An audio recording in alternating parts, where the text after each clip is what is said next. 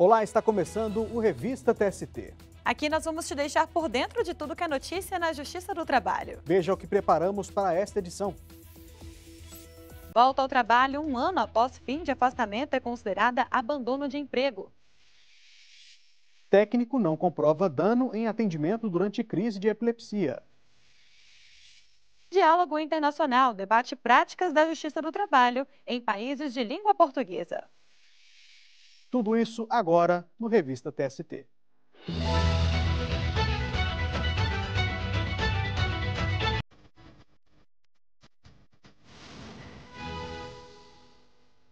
A viúva de um petroleiro morto em acidente aéreo vai receber R$200 mil de indenização. Para a seção 2 de dissídios individuais, o fato de a empregadora ter fornecido o transporte atraiu a responsabilidade pelo acidente. Vamos falar com a repórter Samantha Flor, que tem as informações desse caso para a gente. Oi, Samantha. Olá, Luana. O empregado estava em Macaé, município do interior do Rio de Janeiro, e foi chamado a se apresentar na capital fluminense, de onde embarcaria em um avião para uma plataforma de petróleo. Minutos depois de decolar, o avião se chocou contra o morro, na região do Pico da Pedra Bonita, matando todos que estavam a bordo, os tripulantes e 17 passageiros, inclusive o petroleiro. A viúva do trabalhador ajuizou reclamação trabalhista, pedindo a condenação solidária da empregadora pelo pagamento da indenização que seria devida pela empresa aérea. O Tribunal Regional do Trabalho da Primeira Região, no Rio de Janeiro, confirmou a sentença que responsabilizou a petroleira como empresa contratante pelo acidente. A conclusão foi baseada na teoria do risco, em que o dever de indenizar decorre da própria atividade profissional. Na interpretação do TRT, ao fornecer transporte aéreo aos empregados, a petroleira assumiu a função de transportadora, o que acarreta a responsabilidade por eventuais acidentes ou danos no percurso. Com isso, determinou o pagamento de pensão à viúva até que ela complete 70 anos de idade e indenização de R$200 mil. O regional também se embasou no Código Civil para justificar a decisão. Segundo o artigo 734, o transportador responde pelos danos causados, tanto aos passageiros quanto às bagagens. Já o artigo 735 diz que a responsabilidade contratual do transportador pelo acidente não é eliminada por culpa de terceiros. A empresa entrou com a ação rescisória no Tribunal Superior do Trabalho 2 anos depois da decisão regional ter se tornado definitiva. A empregadora argumentou que o TRT não havia considerado as hipóteses que excluiriam a responsabilidade objetiva, como caso fortuito, força maior e fato exclusivo de terceiro. Segundo a defesa, o laudo do Centro de Investigação e Prevenção de Acidentes Aeronáuticos, o CENIPA, concluiu que decisões inadequadas e excesso de autoconfiança dos pilotos teriam provocado o acidente com a aeronave. No TST, o caso foi analisado pela seção 2 de dissídios individuais. O relator, ministro Amaury Rodrigues, explicou que quando a empresa assume o papel de transportadora, não há necessidade de comprovar a culpa para caracterizar o dever de reparação pelos danos sofridos. O empregado foi vitimado pelo exercício do trabalho e a serviço da empresa. E também destacou, era da ré a responsabilidade pela escolha da empresa utilizada, tendo inclusive emitido os bilhetes aéreos. Então a responsabilidade objetiva aqui não é pelo exercício da função de risco, mas é a rigor de transportador, como disse o tribunal, a empresa, nesse caso, equiparou-se ao transportador. Para o ministro, também não foi indicado na ação rescisória nenhum fato que havia sido desconsiderado equivocadamente ao longo do processo. A decisão foi unânime. A petroleira entrou com um recurso extraordinário. Volto com vocês no estúdio. Tá certo, Samantha. Muito obrigada pelas informações. E agora uma dica para você que quer conhecer a trajetória profissional das ministras e dos ministros da Corte. Visite o canal youtube.com/TST.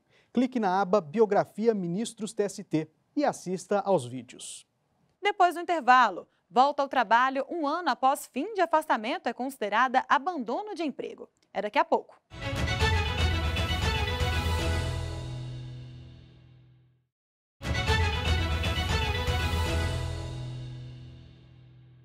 Chegou a hora de falar dos julgamentos das turmas do TST. A consolidação das leis do trabalho é clara. Abandono de emprego é motivo de justa causa para a rescisão do contrato de trabalho pelo empregador. E um caso envolvendo esse tema chegou à quarta turma. O colegiado restabeleceu sentença que validou a demissão aplicada pela Companhia de Saneamento de Minas Gerais, a Copasa, a um empregado por abandono de emprego. É que o industriário só retornou ao trabalho mais de um ano após o cancelamento da aposentadoria por incapacidade permanente e, nesse período, não procurou a empresa para voltar ao serviço nem justificou a ausência. O trabalhador foi contratado pela Companhia de Saneamento de Minas Gerais, a Copasa, na década de 1990. A aposentadoria por incapacidade permanente veio em 2001, em razão do histórico de surto psicótico e esquizofrenia. Em abril de 2018, uma perícia médica do INSS constatou não haver mais a incapacidade de trabalho e encerrou a aposentadoria do industriário. Mas ele só retornou à empresa mais de um ano depois, quando foi comunicado da dispensa por justa causa por abandono de emprego. No mesmo ano, ele entrou na justiça pedindo para ser reintegrado. Alegou que não foi chamado para voltar ao serviço depois do encerramento da aposentadoria. A aposentadoria por incapacidade permanente é concedida pela Previdência Social durante o período em que o segurado não tiver condições de exercer a atividade e não puder ser reabilitado em outra profissão. A perícia médica é feita pelo próprio Instituto e o segurado é reavaliado a cada 2 anos. A Copasa afirmou que só teve ciência do fim do benefício por meio de familiares do trabalhador em junho de 2019, mesma época em que a empresa enviou o comunicado da justa causa. Ao avaliar o caso, o Tribunal Regional do Trabalho da Terceira Região em Minas Gerais reverteu a decisão de primeiro grau que havia negado o pedido do industriário e determinou a reintegração ao emprego. Para o TRT, o procedimento adotado pela Copasa não atendeu à formalidade de convocação necessária para o trabalhador retornar ao serviço, o que poderia levar à posterior comprovação de intenção de abandonar o emprego. Segundo o relator do recurso da Copasa na quarta turma, o ministro Alexandre Ramos, não há indício nos autos de que o empregado não tivesse consciência e certeza dos próprios atos, uma vez que sacava o benefício e movimentava a conta bancária de forma habitual. O ministro destacou ainda fundamento da decisão de primeiro grau de que não há qualquer determinação legal para que a empresa convoque o profissional ao trabalho após o fim da aposentadoria por incapacidade permanente e que o retorno é de inteira responsabilidade do empregado. Por fim, o ministro explicou que, de acordo com a jurisprudência do TST, o abandono de emprego é presumido se o trabalhador não retornar ao serviço em até 30 dias após o término do benefício previdenciário, nem justificar o motivo de não o fazer, previsto na súmula 32 do tribunal. A decisão foi unânime e não cabe mais recurso. No Distrito Federal, um técnico de laboratório sofreu uma crise de epilepsia no local de trabalho. Segundo ele, o atendimento que recebeu durante o socorro não foi adequado.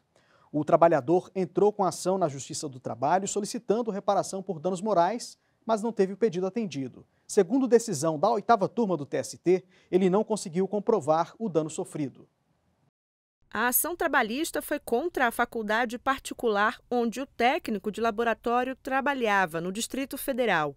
Ele alegou no processo que sofreu danos de ordem moral e abalo psicológico. O empregado contou que durante uma crise de epilepsia, os brigadistas da instituição usaram ataduras para amarrá-lo e permitiram que os alunos interferissem no atendimento.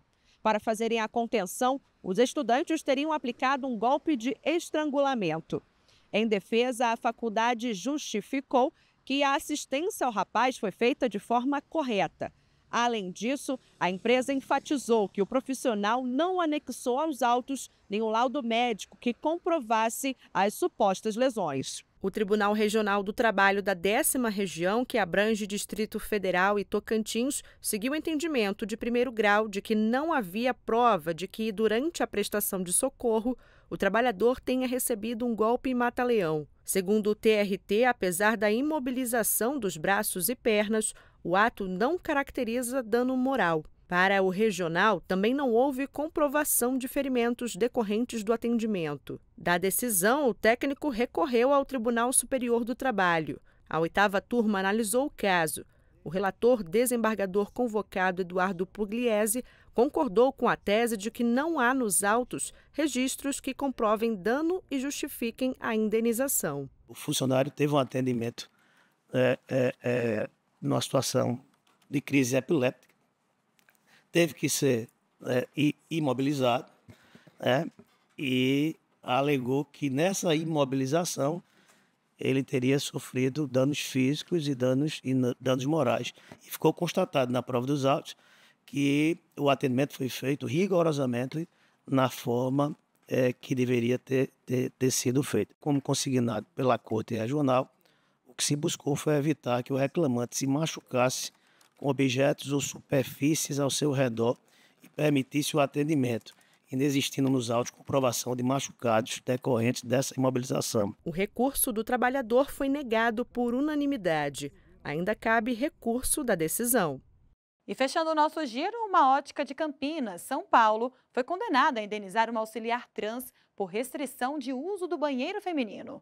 Nesse processo, Luana, a quinta turma entendeu que a empresa violou o direito de personalidade e a dignidade da empregada. Quem tem as informações para a gente sobre esse caso é o repórter Rafael Oliveira. Oi, Rafael. Oi, Anderson. Oi, Luana. Na ação, a auxiliar de Almoxarife contou que iniciou o processo de transição de gênero 3 anos depois de ter sido contratada. Ela disse que comunicou à chefia sobre isso e pediu para passar a usar o banheiro feminino. Os superiores, no entanto, só permitiram que a trabalhadora utilizasse o local no período da noite e de forma provisória. A auxiliar também alegou ter sido constrangida ao adotar o nome social porque insistiam em tratá-la no masculino. A defesa da ótica argumentou no processo que segue a norma regulamentadora 24 do Ministério do Trabalho, que prevê instalações sanitárias separadas por sexo.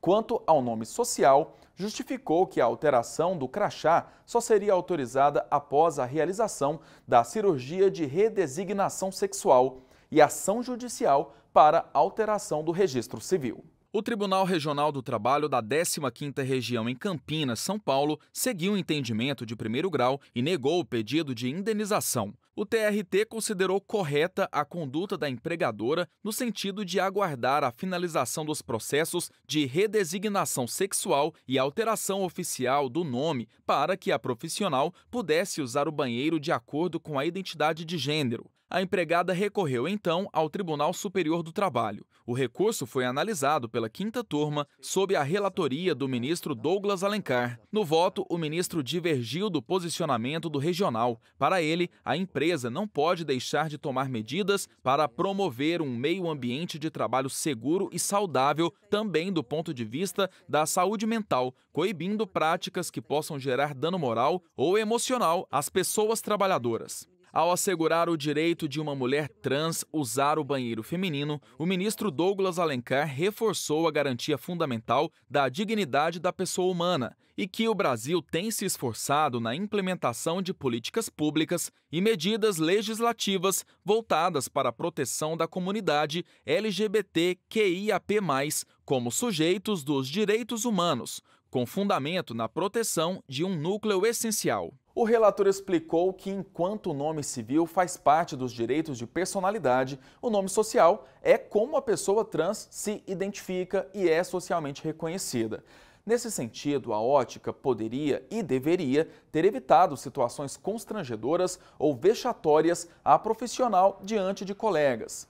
Nesse contexto, a utilização do nome social era medida necessária para a concretização do direito de personalidade sem causar qualquer prejuízo para a empregadora. A decisão foi unânime. Com isso, a auxiliar vai receber indenização no valor de R$ 25 mil por danos morais. Ainda cabe recurso. Anderson, Luana, volto com vocês. Muito obrigada, Rafael, e bom trabalho para você. Logo após o intervalo, Diálogo Internacional debate práticas da Justiça do Trabalho em países de língua portuguesa. A gente volta já.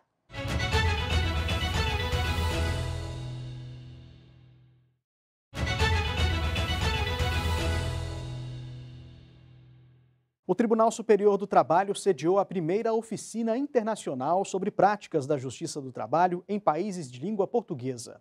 O encontro possibilitou a troca de experiências e fortaleceu laços entre os países. Vamos ver. Representantes do Judiciário de Angola, Cabo Verde, Guiné-Bissau, Moçambique, Portugal e São Tomé e Príncipe debateram características e especificidades da Justiça do Trabalho nos países de língua portuguesa. Para o presidente do TST e do Conselho Superior da Justiça do Trabalho, ministro Lélio Bentes Corrêa, a oficina representou uma oportunidade singular de cooperação internacional. Essa é uma oportunidade histórica em que reunimos 7 países da comunidade de língua portuguesa para o intercâmbio de suas experiências, para o debate e comparação de suas legislações, da atuação dos respectivos poderes judiciários e também de ancoragem desses conhecimentos no contexto internacional com a participação da Organização Internacional do Trabalho. O vice-presidente do TST e do CSJT, ministro Aloísio Corrêa da Veiga, reforçou que o intercâmbio fortalece o compromisso com a língua comum, com a democracia e com a justiça social. A comunidade dos países de língua portuguesa, eles são essenciais nesse propósito nosso de solidariedade, de, acima de tudo, uma cooperação permanente. A diretora-geral adjunta para Relações Exteriores e Corporativas da Organização Internacional do Trabalho, Laura Thompson, defendeu a criação de uma coalizão global que fomente políticas voltadas ao trabalho digno. O que estamos tentando alcançar aqui é a criação de espaços de cooperação entre diferentes atores que possam ver um tema de diferentes perspectivas ao mesmo tempo e assim tentar encontrar soluções coerentes que facilitem o avanço da justiça social. O diretor adjunto do Departamento de Normas da OIT, Horácio Guido, abordou questões como a inteligência artificial e o impacto dos avanços tecnológicos na justiça trabalhista. Segundo ele, é preciso estar atento aos efeitos da pandemia da Covid-19 e dos conflitos armados sobre as relações de trabalho. A aplicação da justiça a nível nacional é uma oportunidade única que temos de também implementar os acordos firmados pelos países envolvidos. A mesa sobre trabalho infantil abordou estratégias de enfrentamento à exploração de crianças e adolescentes. Com pouco mais de 200 mil habitantes, 40% da população de São Tomé e Príncipe é de jovens. O novo Código de Trabalho, equivalente à CLT no Brasil, obriga os empregadores a garantirem a conclusão do ensino fundamental e a oferecerem formação profissional na área em que trabalham. Os desafios, no entanto, ainda são grandes, de acordo com a procuradora santomense Vera Cravide. O nosso maior problema é o problema da informalidade, porque existem muitas crianças que ajudam com o seu trabalho as famílias, porque há famílias consideradas pobres que não têm recursos para prover alimentos, que é um número bastante grande. Logo, as crianças muitas vezes são obrigadas a trabalhar informalmente para poder ajudar a família a subsistir. Os mediadores da CPLP falaram ainda sobre questões relacionadas à equidade de gênero, raça e diversidade. Durante os 5 dias de evento, foram realizadas 15 conferências e debates que abordaram diferentes assuntos, como as vantagens da cooperação entre organismos internacionais, o histórico de parceria entre esses países, a proteção do trabalho de pessoas migrantes e também o desenvolvimento do trabalho decente. Os magistrados e integrantes do Ministério Público dos países de língua portuguesa participaram ainda de oficinas de boas práticas. O ministro Lélio Bentes Corrêa acompanhou a comitiva da Comunidade de Países de Língua Portuguesa em visita ao Supremo Tribunal Federal. Eles se encontraram com o presidente do STF, ministro Luiz Roberto Barroso. Fique agora com outros destaques da Justiça do Trabalho. A ouvidoria do Tribunal Superior do Trabalho e do Conselho Superior da Justiça do Trabalho apresentou resultados positivos referentes a 2023. Das cerca de 16 mil manifestações recebidas, 99,8% foram atendidas. Os números evidenciam o empenho da Justiça do Trabalho em esclarecer ou solucionar questões levantadas pela sociedade. Já está em funcionamento o sistema que centraliza informações das execuções no processo judicial eletrônico, o PJE. O ex-PJE é uma ferramenta criada pelo Tribunal Regional do Trabalho da 15ª Região em Campinas e está disponível em todos os tribunais do trabalho do país. O sistema também facilita a gestão de leilões judiciais e de pesquisas patrimoniais. Democracia é inclusão, o aspecto social da sustentabilidade. Esse é o subtema aprovado pelo Programa Trabalho Seguro para este ano. O título está alinhado para a temática definida para 2023-2024, que tem como tema Democracia e Diálogo Social como ferramentas para a construção de meio ambiente de trabalho saudável e seguro. O Programa Trabalho Seguro também participa do Abril Verde, campanha anual de conscientização sobre a prevenção de acidentes de trabalho. O Revista TST termina aqui. Obrigado pela companhia. Não se esqueça que temos um encontro marcado na semana que vem. Até lá!